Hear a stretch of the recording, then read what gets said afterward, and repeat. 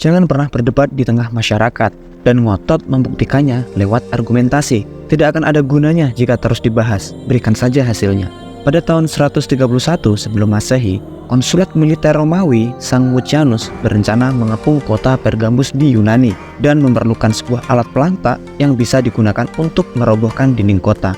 Ia telah melihat beberapa tiang kapal besar di sebuah galangan kapal di kota Athena, dan dia memerintahkan insinyur galangan kapal tersebut untuk mengirimkan salah satu tiang kapal yang jauh lebih besar. Saat sang insinyur militer menerima perintah itu, dia merasa yakin bahwa si konsulat itu salah dan pasti dia membutuhkan tiang yang lebih kecil. Ia selalu berdebat dengan para tentara yang menyampaikan permintaan itu dan berargumentasi bahwa tiang yang lebih kecil cocok untuk melakukan tugas ini, dan tiang itu memang lebih mudah dikirimkan. Para tentara memperingatkan si insinyur bahwa tuan mereka bukan pria yang senang dibantah, tetapi si insinyur bersikeras bahwa tiang lebih kecil adalah satu-satunya jenis tiang yang bisa digunakan. Para tentara mengenal pemimpin mereka dan akhirnya meyakinkan si insinyur bahwa lebih baik ia mematuhi perintah pemimpin mereka. Tetapi setelah mereka pergi, si insinyur bergumam dalam hati, mengapa aku harus mematuhi suatu perintah yang salah? Jadi ia tetap mengirimkan tiang yang lebih kecil karena ia yakin sang konsulat akan menyaksikan sendiri bahwa tiang itu lebih efektif dari yang ia perkirakan. Ketika tiang yang lebih kecil itu tiba, Mucianus mengamuk dan tidak bisa berkonsentrasi kepada rencana pengepungan karena pentingnya alat pelanta untuk mendobrak dinding kota sebelum kota itu menerima bala bantuan, dan dia memanggil sang insinyur untuk menghadapnya. Si insinyur yang tiba beberapa hari kemudian dengan senang hati menjelaskan sekali lagi kepada si konsulat mengapa ia mengirimkan tiang yang lebih kecil. Ia terus menyerocos dan menggunakan argumentasi yang sama, bahkan dengan diagram-diagram tertentu yang telah ia sampaikan kepada para tentaranya, dan berkata bahwa lebih bijak untuk mendengarkan ucapan dia sebagai pakar dalam persoalan semacam itu. Dan jika serangan itu diuji cobakan dengan alat pelanta yang telah ia kirimkan, si konsulat tidak akan menyesalinya. Sang konsulat membiarkan pria itu menyerocos hingga selesai dan menyuruh pasukannya untuk memukulinya hingga mati. Di dunia kekuasaan sosial, kamu harus belajar menilai langkah kamu dari dampak jangka panjangnya kepada orang lain. Masalah yang muncul dengan mencoba membuktikan sesuatu atau meraih kemenangan melalui perdebatan adalah pada akhirnya kamu tak akan pernah merasa yakin apa dampaknya kepada orang-orang yang sudah berdebat dengan kamu. Mungkin mereka terlihat menyetujui pendapatmu dengan sopan, tetapi dalam batin mereka, mungkin mereka membencimu, atau mungkin sesuatu yang kamu ucapkan dengan kurang hati-hati menyinggung perasaan mereka. Kata-kata